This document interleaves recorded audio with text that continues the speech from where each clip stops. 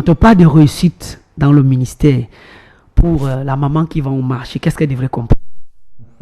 Le succès dans le ministère, il est d'abord important de comprendre ce que nous appelons le ministère.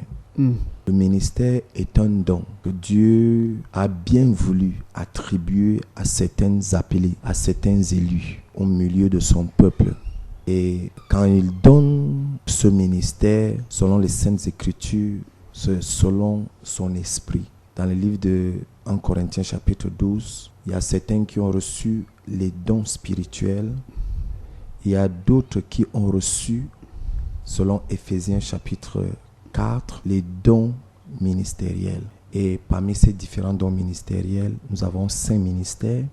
Le ministère de pasteur, le ministère d'évangéliste, le ministère de prophète, le ministère de docteur et d'apôtre. Ces 5 ministères. Et tous ces 5 ministères ont pour objectif, c'est pour le perfectionnement des saints. C'est pour que l'Église que Dieu a prédestiné à avoir une vision d'excellence, une vision d'être meilleur, que cette Église soit effectivement meilleure. Donc, il faut déjà comprendre d'abord que l'Église n'est pas le ministère.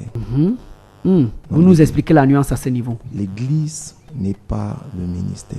Le ministère, c'est un don que Dieu dépose dans la vie d'une personne. Donc, quand on parle du ministère, on voit un individu. C'est une personne qui a un ministère.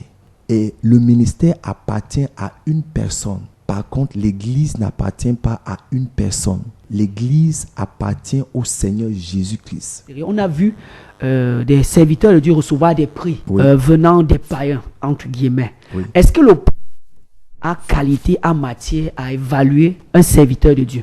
Écoutez très bien, il faut noter les critères que le païen évalue un serviteur de Dieu.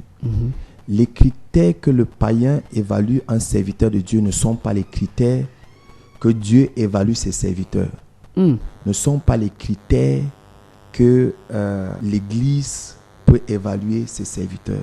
Le païen a son approche. Pourquoi? Parce que, vous avez choisi un métier. Vous avez dit au païen que voilà mon métier. Et à ce métier, le païen va aller faire toutes les recherches parce que le païen a une démarche scientifique. Le païen va faire toutes les recherches qui vont avec le métier que vous avez choisi. Et en présentant au païen, par exemple, que vous êtes pasteur, le païen va aller faire les recherches. Qu'est-ce qu'on appelle un pasteur? Quel est le rôle d'un pasteur? Et à partir des recherches scientifiques et la démarche scientifique que ce païen a trouvée, il fait donc maintenant les similitudes avec les différentes personnes qui se présentent comme pasteurs.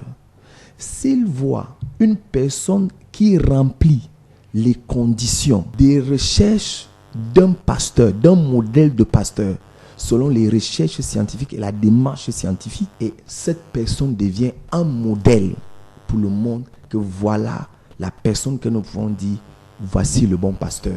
Parce qu'il correspond à un ensemble de modèles.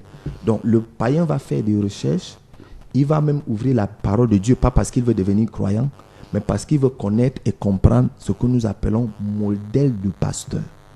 Et à partir de ces modèles, il va appliquer, il fait les similitudes avec les différents échantillons des personnages qu'il voit devant et dit que celui-ci, il remplit les modèles. Est-ce qu'il est possible d'avoir des trajectoires qui vont dans des sens contraires, c'est-à-dire le ministère se porte bien celui de l'individu, pendant ce temps l'Église elle-même bat de l'aile, ou alors le ministère se porte mal et l'Église, elle connaît une croissance? C'est possible? C'est pas possible. C'est pas possible. Pourquoi? Parce que Dieu te donne le ministère pour son œuvre. Le ministère qu'il te donne, c'est pour son Église. Ça, c'est peut-être le leader. On a peut-être des personnes qui sont assistantes là, oui. Je peux être un assistant très loin qui n'influence pas directement l'Église.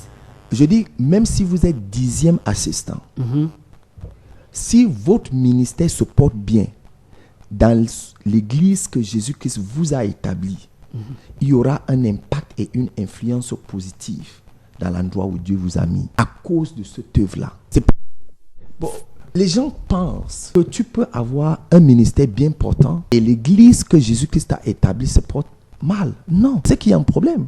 Tu penses être bien portant, mais tu n'es pas bien portant. Le premier indicateur qui montre que ton ministère est bien portant, c'est si l'église, ou même la vision, ou l'assemblée, que Dieu t'a établi, que Dieu t'a donné, s'il se porte bien, si elle se porte bien, cette église, alors là, ça donne une conclusion simple, immédiate, que ton ministère se porte bien. Beaucoup de personnes pensent que bien se porter, alors qu'ils se portent mal. Oui, bon ministère. Quelqu'un va te dire que non, moi, mon ministère se porte bien, je fais ce que Dieu m'a demandé de faire. Mais entre-temps, où sont les fruits? La Bible dit, on le reconnaîtra par le fruit. Et les fruits sont visibles. Les fruits, on les voit. Chaque arbre qui a les fruits, on voit ses fruits. Aucun fruit n'est caché. On voit les fruits. Chaque arbre que tu connais. C'est pour cette raison que Jésus va maudire les figuiers. Parce qu'il arrive devant les figuiers, il cherche les figues, il ne voit pas les figues. Il maudit les figuiers. Les fruits sont visibles. Les fruits d'un ministère doivent être visibles. Qu'est-ce qui est prioritaire? C'est l'effectif ou alors c'est le niveau de maturité de cette foule-là qui nous suit? Que nous entrons dans une distraction qui n'est pas importante. Vous permettez que le marabout fasse la foule, ou bien vous permettez que le pasteur fasse la foule, même si ces gens qui sont devant le pasteur sont les inconvertis, les non-convertis. Qu'est-ce que vous préférez au juste? Que les gens fassent la foule chez un marabout qui va leur donner le sel ou je ne sais pas quoi avec les balais, mais permettez que c'est le pasteur qui fasse la foule, même si tous ne sont pas encore convertis. Je vous dis quelque chose. Allez-y. Si nous commençons à aller à l'église le même jour, on ne va pas connaître Dieu le même jour. On connaît Dieu avec le temps. Et c'est progressif. Est-ce que ce succès est conditionné par la mise sur pied des activités connexes? Parce qu'aujourd'hui, il y a l'église, on met les radios, j'avoue que les hôpitaux, bien aimé etc. frère, c'était vraiment une question... c'est mon opinion. Elle n'est peut-être pas scripturaire en tant que telle. Je suis souvent très mal à l'aise de voir qu'on mélange tout. C'est-à-dire que cette église-là à côté, il faut créer une banque, il faut créer vraiment, c'est un mélange qui n'est pas bien. C'est une alliance que je ne trouve pas bien, une alliance que je ne trouve pas bien. Il est évident que au sein de l'assemblée, il y a des hommes d'affaires, il y a des hommes qui ont des visions, n'est-ce pas? Ils peuvent dire, ok, je vais créer une banque, mais qu'on n'associe pas l'église à cette œuvre-là, ça va aller dans tous les sens. Là où l'argent entre, ça devient compliqué. Je connais des assemblées où on a commencé, justement, des assemblées de renom, qui sont même assez sérieuses. On s'est essayé en mettant les frères, actionnaires, ceci. Non seulement l'affaire s'est écoulée, peut-être que ça réussit sous d'autres cieux, mais vraiment, ce mélange-là, si on n'est pas sûr que Dieu nous a véritablement parlé, nous n'allons pas dans ce sens pour dire que nous voulons soutenir l'œuvre. Non, l'œuvre de Dieu ne se soutient pas. Dieu n'a pas besoin de soutien dans son œuvre, il a besoin des hommes fidèles. J'ai le sentiment qu'au Cameroun, le pasteur normal, selon la perception commune, c'est celui qui a 10 membres, qui va à pied. Et ça, ce n'est pas un problème de culture. Parce que je regardais encore le docteur Poligny, dont vous faites mention, qui fêtait l'obtention peut-être d'un autre jet privé. Je crois qu'on l'aurait crucifié. J'ai répondu à cette question, mais je vais revenir là-dessus. Le docteur a dit beaucoup de choses aussi qui m'ont beaucoup béni.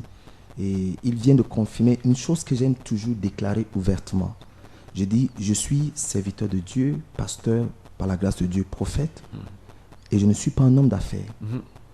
Je ne ferai pas les affaires, et je ne fais pas les affaires. Si Dieu veut me tuer dans son œuvre, qu'il me tue, affamé. Mais moi, affaire, je ne fais pas. Tout ce qui concerne la multiplication d'argent, je ne fais pas. Je le dis clairement, et je n'accepterai pas. Et certaines personnes connaissent toujours cette position que j'ai toujours eue. Je n'accepterai pas qu'on fasse les affaires à l'église. Parce que je sais ce que ça peut faire. Je sais ce que ça peut produire. Il y a des ministères qui ont 40 ans. Oui. 40 ans après, les gens sont toujours en location. C'est le même effectif. Mais là, bien évidemment, parce que nous passons... Il y a un problème fondamental que vous évoquez, Georges. Le leadership, il y a des choses également... La parole de Dieu est là, mais il y a des choses également que nous apprenons même dans l'école séculière. Le leadership, malheureusement, on n'utilise pas énormément les ressources que nous avons à notre disposition dans l'Église. Il y a des architectes. Il y a des managers, il y a des médecins. Et vous verrez que dans certaines assemblées, ces gens-là sont mis de côté. Parce qu'on se dit que non, parce que moi je suis pasteur, je suis dans l'œuvre à 100%. On oublie que le médecin qui est là, l'architecte qui est là, lui aussi il a engagé à l'œuvre du Seigneur avec, n'est-ce pas, cet appel. Dieu a voulu qu'il soit architecte. Vous vous souvenez dans l'Ancien Testament où le Seigneur fait appel. Il dit à Moïse, j'ai préparé Bessaël et ses collègues pour l'œuvre, c'est-à-dire Moïse était également un serviteur de Dieu, lancé avec un appel précis, mais il a mis à ses côtés des hommes, n'est-ce pas, préparés à des tâches particulières.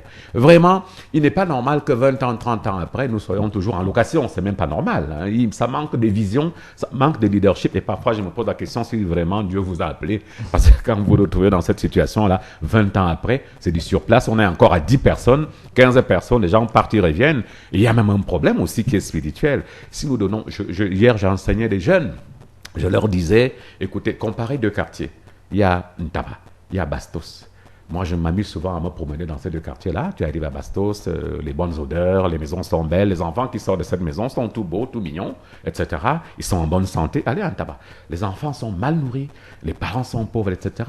Je vous dis que c'est la même chose sur le plan spirituel. Si nous donnons de la mauvaise nourriture, frelatée spirituelle, aux fidèles, ils seront en très mauvaise santé spirituelle et les conséquences sont celles que nous voyons aujourd'hui.